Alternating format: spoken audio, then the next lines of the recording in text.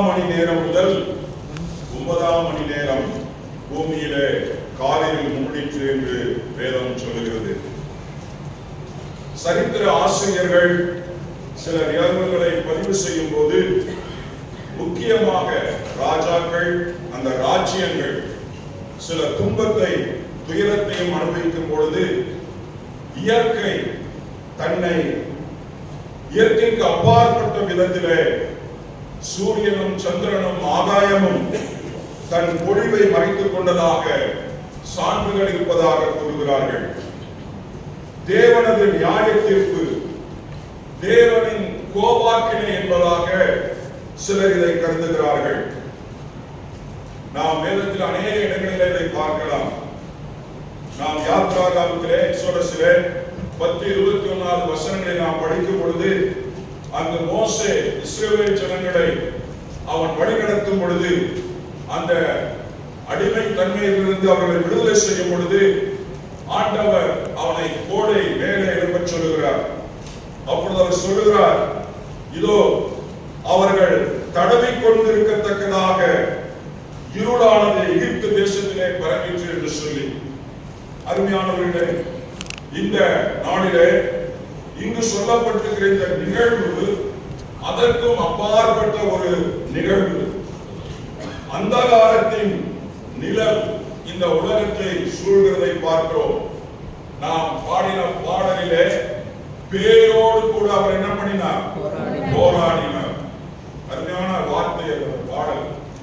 பேயோடு கூட போராடக்கூடிய ஒரு சம்பவம் என்றால் உலகத்தினுடைய காரிருள், அந்தகாரத்தின் இருள், நரகத்திலே இருக்கக்கூடிய சூழல், அப்படிப்பட்ட வல்லமை கட்டவிழ்க்கப்படுகிற ஒரு அசாதாரண சூழலிலே ஒரு அபய குரலாக ஆங்கிலத்தில் ஸ்கிரீமிங் என்று எழுதப்பட்டிருக்கிறது. ஓர் அலறல், ஓர் அலறல் 9ஆம் மணி நேரத்திலே, என் தேவனே, என் தேவனே, நீ ஏன் என்னை கைவிட்டி. இது தேவனது நியாயத்தீர்ப்பின் வடிவம், தீர்க்க தரிசனத்தினுடைய நிறைவேறுதல் என்பதை மறந்துவிடக் கூடாது. பழைய ஏற்பாட்டினுடைய நிழல் அது இங்கு நிஜமாகிறது. இது சிலுவையின் 4ஆம் வார்த்தை மாத்திரமல்ல, இந்த 7 வார்த்தையினுடைய மத்திய வார்த்தை. ஒரு பைபிள் ஸ்காலர் இப்படியாக சொல்லுகிறார், it reveals that art of his mission and art of his work on the cross. தேவனது மிக முக்கியமான பணியை சிலுவையிலே நம் ஆண்டவர் இயேசு கிறிஸ்து நிறைவேற்றுகிறார் என்று சொல்லப்பட்டிருக்கிறது. எபிரேயர் 4:15 நமக்கு தெரிந்த வசனம்.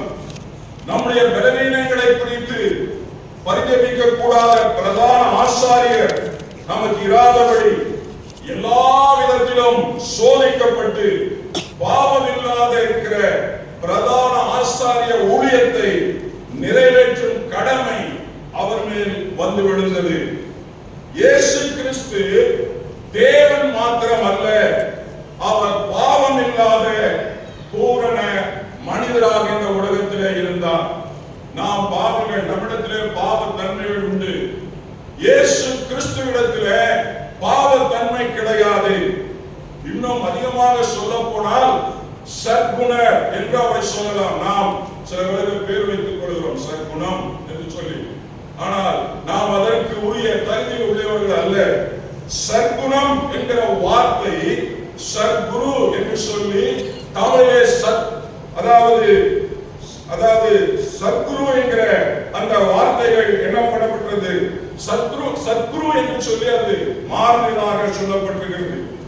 அந்த சத்குரு என்கிறதுக்கு புறமதஸ்தர்கள் அதை தன்னுடைய பெயருக்கு முன்பாக பெரிய டைட்டில் கொண்டு கொள்வார்கள். சத்குரு, சத்குரு, சத்குரு தான் சத்குரு. அது எங்க ஊர் பக்கத்துல அவர் அடிக்கடி யூஸ் பண்ணிக்குவார். அது அப்படிப்பட்ட வார்த்தை அல்ல. அதனுடைய வார்த்தையினுடைய பூர்வீகம் உண்மையான பொருளை தரிசித்து அந்த உண்மை பொருளுக்கு நம்மை இட்டு செல்லக்கூடியவர் தான் யாரு? சத்குரு. சத்குரு குரு என்றால் நமக்கு தெரியும், ஆசிரியர்.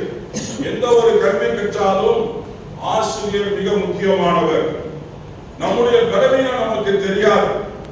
ஆனால் கை தேர்ந்த ஆசிரியரால் அந்த மாணவனுடைய குறையை எளிதாக என்ன பண்ண முடியும்? கண்டுபிடிக்க முடியும். இங்கு சொல்லப்பட்டிருக்கிறது இயேசு கிறிஸ்துவை குறித்து, அவர் பக்குவப்பட்ட ஆன்மா என்று சொல்லப்பட்டிருக்கிறது. அவர் இறைவனோடு இருந்தவர், இறைவனை தரிசித்தவர், பிறரையும் இறைவனோடு கூட்டி சேர்க்கக்கூடிய வல்லமை பெற்றவர் என்று சொல்லப்பட்டிருக்கிறது.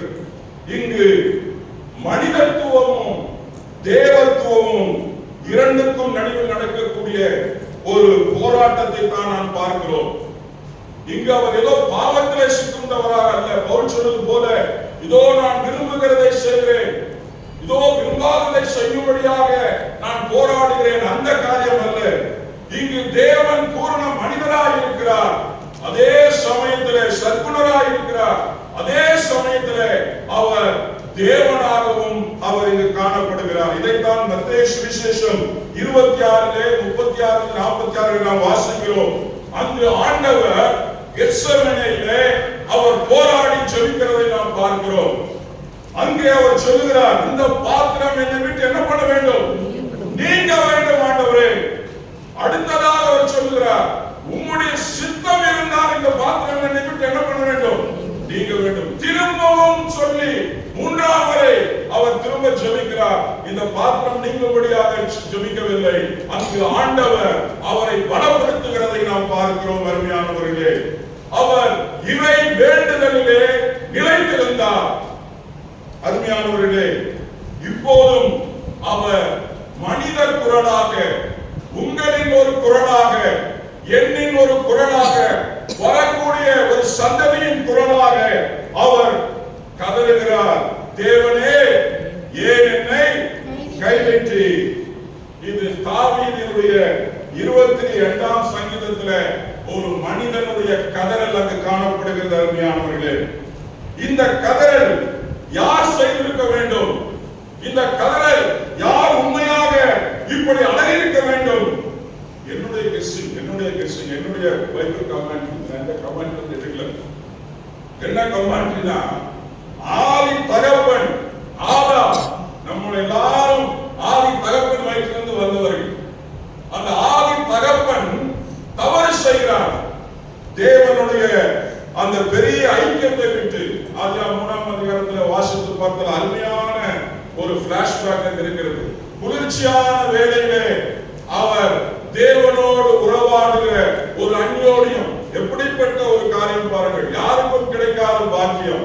ஆதி மனிதன் நம்முடைய முதல் தகப்பனுக்கு கிடைத்தது. ஆனால் அவர் ஆதாமே என்று கூப்பிட்டு வருகிறார். இவன் ஓடி ஒளிந்து போகிறான். அருமையானவர்களே, அது நமக்கு தெரிந்த காரியம். அது மாத்திரமல்ல, தேவ உறவை அவன் என்ன பண்ணினான்? அறுத்து போட்டான் என்று சொல்லப்பட்டிருக்கிறது. தேவ உறவுக்கு அவன் தூரமானான் என்று சொல்லப்பட்டிருக்கிறது. தேவனோடு அவன் மத்தியஸ்தம் பண்ணவும் அவன் என்ன பண்ணவில்லை, விரும்பவில்லை. அவன் பழியை தன்னுடைய மனைவி மேல் என்ன பண்ணுகிறான்? போடுகிறான். சில விட நாம் எஸ்கேப் ஆகிறதுக்கு கடைசியாக சொல்றோம். தப்பு என்ன பண்ணிடுவோம்? என்னம்மா நீ பார்த்து நடக்கலையான்னு. இங்க அவன் சொல்லுகிற காரியம் அதுதான். என்னுடைய மனைவியினாலே நான் என்ன பண்ணுகிறேன்? தவறு செய்து விட்டேன் என்று சொல்லுகிறான். தவறுக்கு அவன் வருத்தத்தை என்று காண்பிக்கவில்லை. தேவனை விட்டு அவன் தூரம் போனான். இந்த உலகம் சபிக்கப்பட்ட உலகமாக மாறியது. அருமையானவர்களே, தேவனை விட்டு அது தூரமாக போனது. ஆனால் பிந்தின ஆதாமாகிய இயேசு கிறிஸ்து அப்படிப்பட்டவர் அல்ல. என்னுடைய ஆண்டவர், அவர் சிலுவையினுடைய மரண பரியந்தம் அவர் கீழ்ப்படிந்தவராக அந்த வார்த்தையை சொல்லுகிறார். என் தேவனே, என் தேவனே, ஏன் என்னை கைவிட்டார்? கைவிட்டு. இது ஏதோ வார்த்தை அல்ல, இது ஒரு ஜெபம். அவருடைய வாழ்வு ஆரம்பத்திலிருந்து அவர் சிலுவையில் மரிக்கும் வரையிலுமாக அவருடைய உள் மூச்சு ஜெபம், ஜெபம், ஜெபம். நம்முடைய வாழ்வு இன்றைக்கு இப்படிப்பட்ட நிலைமையில நாம் ஜெபிக்கிறோம். அருமையானவர்களே, நாம் காசுக்கு ஆட்களை அமர்த்தி நாம் ஜெபிக்கக்கூடிய நிலைமைக்கு இன்றைக்கு கிறிஸ்தவம் கேவலமாக போய்விட்டது. எனக்கு பசி என்றால் நான் தான் என்ன பண்ண வேண்டும்? சாப்பிட வேண்டும். ஒரு ஜெபம், இது ஒரு ஜெபமாக அவர் ஏறெடுக்கிறார். தேவனை நோக்கி ஒரு ஜெபிக்கிற நிலை. அந்த ஜெபம் எப்படிப்பட்ட ஜெபமாக மாறுகிறது? ஜெபம் என்பது தேவ சித்தத்தை நிறைவேற்றவும், தேவனுடைய வழியை, தேவனுடைய மனதை புரிந்து கொள்ளக்கூடிய ஜெபமாக இங்கு காணப்படுகிறது. இதை அவரால் என்ன பண்ண முடியவில்லை? தாங்க முடியவில்லை. உடல் வழியை தாங்கிக் கொண்டார். பிசிக்கல் அசாசினேஷன், பிசிக்கலாக அவரை அதிகமாக துன்புறுத்துகிறார்கள். நாம் பார்க்கிறோம் மத்தேயு சுவிசேஷம் 27ஆம் அதிகாரம் 22-45 வசனம் வாசித்தீர்கள் என்றால் அங்கு இல்லீகல் ட்ரையல் நடக்கிறது. கொடுமையான ஒரு காரியங்கள் நடக்கிறது. அவருடைய வஸ்திரம் கலட்டப்படுகிறது, முள்முடி சூட்டப்படுகிறது, அவர் மேல் துப்பி கோலை எடுத்து சிரசிலே அடிக்கிறார்கள். அடுத்ததாக மேலங்கியை கலற்றி சிலுவையிலே அவரை அறைகிறார்கள். கசப்பு கலந்த காடியை கொடுக்கிறார்கள். இவன் 3ஆம் நாள் கட்டுவான் என்று சொன்னானே, சிலுவையிலிருந்து இறங்கி இவன் வருகிறானா என்று பார்ப்போம் என்று சொல்லி தூசிக்கிறார்கள். அந்த தூஷணத்திலே மோசமான ஒரு காரியம், அந்த கள்ளனும் சேர்ந்து என்ன பண்ணினான்?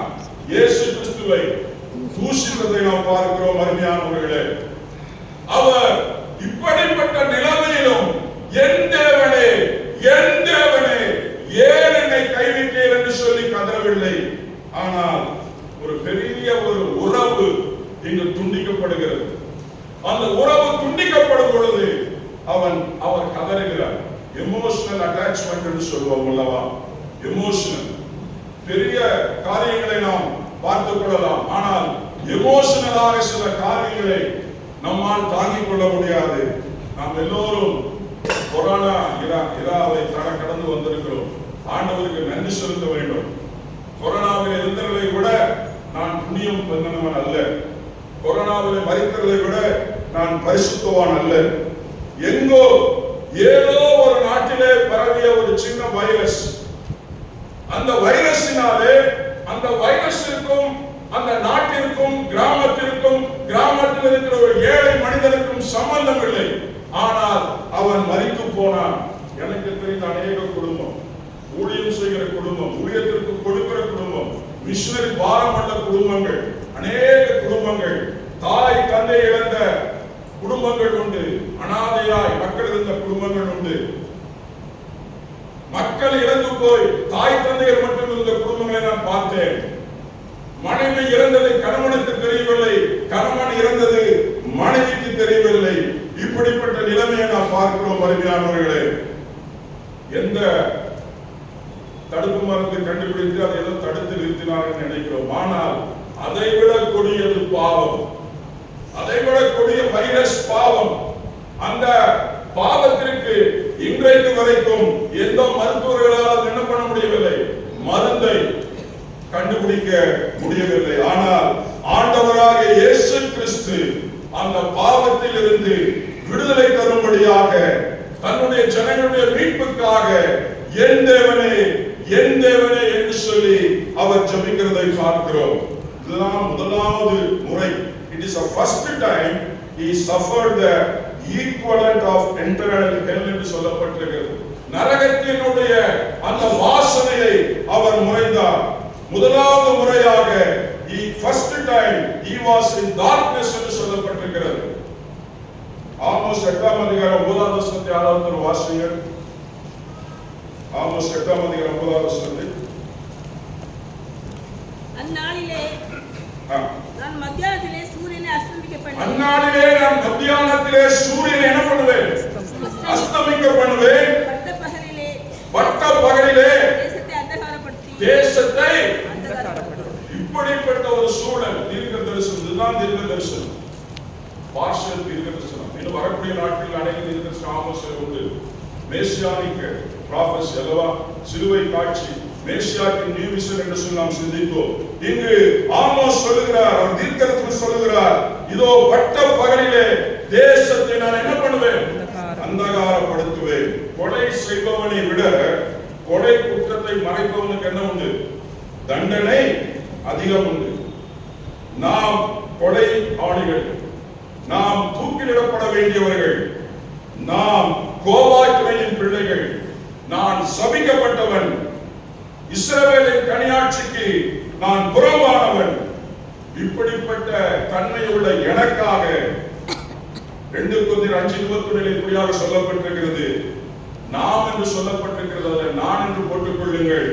நான் அவருக்குள் தேவனுடைய நீதியாகும்படி பாவம் அறியாதவர் என்ன பண்ணினார்? பாவமாக்கினார். தந்தையும் மகனையும் யார் பிரித்தார்? தந்தையும் மகனையும் பிசாசு பிரிக்கல, தந்தையும் மகனையும் ஆனந்தகுமார் பிரித்தார். நீங்கள், நம்முடைய பிள்ளைகள், வரக்கூடிய சந்ததி, நீ வரக்கூடிய ஜனங்கள் செய்யக்கூடிய பாவம் எல்லாம் சேர்ந்து அவரை பிரித்தது என்று சொல்லி நாம் பார்க்கிறோம். இயேசுவை பார்க்கிறோம். அவர் பாவத்தை பார்க்காத அவருடைய கை ரட்சிக்கப்படாதபடி என்ன பண்ணவில்லை? போகவில்லை.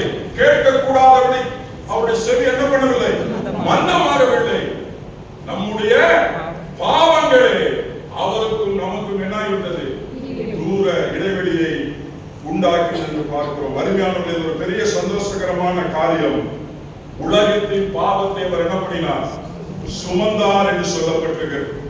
யோவான் 1:29 பிடித்த வசனம், உலகத்தின் பாவத்தை சுமந்து தீர்க்கிற தேவ ஆட்டுக்குட்டி.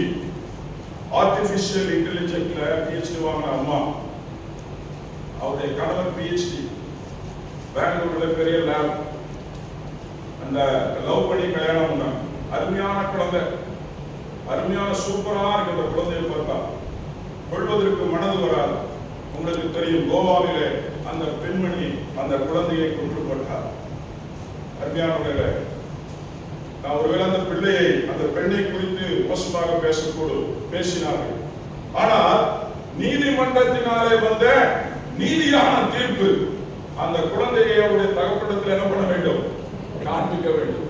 இதுதான் அதனுடைய வேல்யூ, கோர் வேல்யூ, நீதியினுடைய கோர் வேல்யூ. ஆனால் நீதி கொடுத்த நீதியே ஒரு குடும்பத்தை அழித்து விட்டது, ஒரு பெண்மணியை கொலையாளியாய் மாறிவிட்டது. யோசித்து பாருங்கள், இந்த உலகத்தின் பாவம் எவ்வளவு கொடூரம் என்று சொல்லி அது ஒரு மனிதர் சுமக்க முடியாது. நீங்களும் நானும் சுமக்க முடியாது. ஒரு சிறிய காரியத்தை சொல்லுகிறேன். உபாகமம் 1:20 நமக்கு தெரிந்த வசனம், மனப்பாடமாய் சொல்ல முடியும். ஒரு தகப்பன் தன் பிள்ளையை சுமந்து கொண்டு வருவதை போல தேவன் நீங்கள் நடந்து வந்த இடம் வரைக்கும் ஒரு பிள்ளை தகப்பனை போல ஒரு பிள்ளையை அவர் என்ன பண்ணினார்? சுமந்து கொண்டு அவர் வந்தார். ஆண்டவருடைய குணாதிசயம் என்ன தெரியுங்களா? அவர் நம்மை சுமப்பவர், நம்மை தாங்குகிறவர். வயதான மக்களுக்கு ஒரு அருமையான வசனம் இருக்குது. வயதான காலத்துல நம்ம என்ன பண்ணுவேன்? என்னுடைய மகன் இருக்கிறான், அவங்களோட வார்த்தை சொன்னது. என் மகன் இருக்கிற அவங்க அப்படி சொல்றாங்களா தெரியாது. ஆனா நீ ஆண்டவர் சொல்லி இருக்கிறார், ஆனந்தகுமார், நீ வயதாகும் போது நான் என்ன பண்ணுவேன்? நான் உன்னை சுமப்பேன். தேவனுடைய குணாதிசயம் சுமக்கக்கூடிய ஒரு காரியம். அருமையானவர்களே, இங்கு ஒரு மனிதன் சுமக்கிறார் பாருங்கள். எண்ணாகமம் 11:12 யாராவது வாசிங்க சீக்கிரம். எண்ணாகமம் 11:11 வசனத்தை வாசிங்க.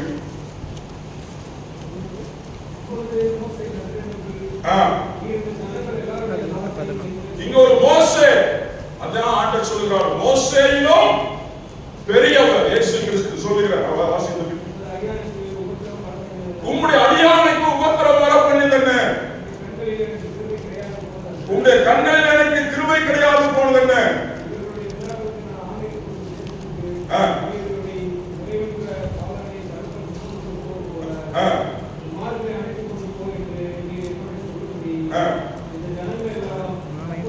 இந்த ஜனங்களை எல்லாம் நான் என்ன பண்ணினேன்? கற்பம் தரித்தேனோ. அந்த இஸ்ரவேல் ஜனங்கள் சேட்டை பண்றாங்க. அந்த இஸ்ரவேல் பண்ற சேட்டையில இந்த ஊழியக்காரர் மோசே என்ன பண்றாரு? சொல்லாத ஒரு வார்த்தை சொல்றார், இந்த ஜனங்களை நான் கற்பம் தரித்தேனோ. ஆனால் ஆண்டவர் கல்வாரி சிலுவையில அந்த வார்த்தை அவர் சொல்லவில்லை. அவர் சொல்லுகிறார், தேவனே தேவனே ஏன் என்னை கைவிட்டீர்? அருமையானவர்களே, 3 காரியம். முதலாவது காரியம், அவர் தேவ வசனத்தை அவர் நிறைவேற்றினார். இரண்டாவது, அவர் எனக்காக என்னுடைய பாவத்துக்கான கிரயத்தை அவர் அங்கு செலுத்தி ஜெபித்தார். மூன்றாவதாக ஒரு பெரிய வெற்றியின் முழக்கத்தை அங்கு அவர் சொல்லுகிறதை பார்க்கிறோம். அருமையானவர்களே, சங்கீதம் 22 கடைசி வசனம் இப்படியாக சொல்கிறது, இது நானும் நீங்களும் செய்ய வேண்டிய கடமை. சங்கீதம் 22 ஆரம்பத்தில் சொல்லப்பட்டிருக்கிறது, தேவனே தேவனே ஏன் என்னை கைவிட்டீர். ஆனால் 30-31 இப்படியாக சொல்லப்பட்டிருக்கிறது, ஒரு சந்ததி அவரை சேவைக்கும், தலைமுறை தலைமுறையாக ஆண்டவருடைய சந்ததி எனப்படும். அவர் வந்து அவரே இவைகளை செய்தார் என்று பிறக்க போகிற ஜனங்களுக்கு அவருடைய நீதியை, இதைதான் ஆண்டவர் உங்களிடத்திலும் என்னிடத்திலும் எதிர்பார்த்து, தேவனே தேவனே ஏன் என்னை கைவிட்டீர் என்றவர் ஜெபித்தார். கடைசியாக அருமையானவர்களே, அதனுடைய பயன் இன்றைக்கு ஆண்டவர் எனக்காக பலியானார். யோவான் 1:29. இரண்டாவது காரியம் சொல்லப்பட்டிருக்கிறது 1 தீமோத்தேயு 2:5. He himself would be a mediator. தேவன் ஒருவரே, தேவனே மனுஷனுக்கும் மத்தியஸ்தரும் அவர் ஒருவரே என்று சொல்லப்பட்டிருக்கிறது. அவர் மத்தியஸ்தராக அவர் வந்தார்.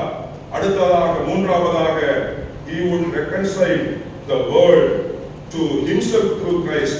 தேவன் உலகத்தாருடைய பாவத்தை எண்ணாமல் கிறிஸ்துவுக்குள் அவர்கள் தம்மோடு கூட ஒப்புரவாக்கினார். அருமையானவர்களே, இந்த கால வேளையிலே நாம் அவருக்கு செய்ய வேண்டிய ஒரு பெரிய கடமை என்ன தெரியுமா? நாம் இந்த உலகத்தில் இருக்கிற ஜனங்களுக்கு அவருடைய காரியத்தை நாம் அறிவிக்க வேண்டும். அவரால் நாம் தெரிந்து கொள்ளப்பட்ட சந்ததி. வேதம் சொல்லுகிறது, அவர்கள் எதிரே சொல்லப்பட்டிருக்கிறது, உங்களுக்கு இருக்கிறவர்களை போதும் என்று எண்ணுங்கள். பண ஆசை இல்லாதவர்களாக இருந்து உங்களுக்கு இருக்கிறவர்களை போதும் என்று எண்ணுங்கள். தேவன் உங்களை விட்டு கைவிட மாட்டாரே, விலக மாட்டாரே என்று சொல்லி இருக்கிறாரே. நாம் கண்ணில் கூட ஆண்டு நோக்கி பார்த்து ஜெபம் பண்ணுவோமா? இந்த வேளையில ஆண்டவரிடத்தில் நாம் அர்ப்பணிப்போமா? ஆண்டவரே, நான் கதற வேண்டிய இந்த கதறல், ஆண்டவரே நான் கதற வேண்டிய இந்த கதறல், ஆண்டவரே எனக்காக நீர் அந்த கல்வாரி சிலுவையிலே ஆண்டவரே அப்பா இருள் சூழப்பட்டு, ஆண்டவரே அந்தகாரத்தினாலே பிடிக்கப்பட்டு, எனக்காக நான் இருக்க வேண்டிய இடத்துல இருந்து என் தேவனே என்று சொல்லி எனக்காக கதறினீரே, எனக்காக உன்னுடைய தியாகமான ரத்தத்தை சிந்தும்படியாக ஒப்புக் கொடுத்தீரே ராஜா. எனக்காக இன்றைக்கும் மத்தியஸ்தராய் இருந்து பரிந்து பேசுகிறவராய் இருக்கிறீரே. அது மாத்திரமல்ல, உலகத்தாருடைய பாவத்தை எண்ணாமல் உலகத்தில் இருக்கிற ஒவ்வொரு மனிதனுக்காக ஒப்புரவாக்கும் ஊழியத்தை செய்கிற ராஜா. இந்த காரியத்தை நான் ஆண்டவரே என்னுடைய குடும்பத்திலே, என்னுடைய சமுதாயத்திலே, நான் வேலை செய்கிற இடத்திலே அப்பா நான் இதை சொல்லி அநேக மக்களை, கைவிடப்பட்ட மக்களை, ஆண்டவரே புறக்கணிக்கப்பட்ட மக்களை தேவ ராஜ்யத்தில் சேர்த்த என்னை நான் அர்ப்பணிக்கிறேன் அப்பா. ஒரு விஷயம், என்னுடைய அர்ப்பணிப்பை ஏற்றுக்கொள்ளும், ஆசீர்வதியும், எல்லா மகிமையும் புகழும் ஒருவருக்கே செலுத்தி என்னுடைய மீட்பரும் கர்த்தரும் இரட்சகருமாகிய இயேசு கிறிஸ்துவின் மூலம் இந்த ஜெபத்தை எடுக்கிறேன் நல்ல பிதாவே. ஆமென்.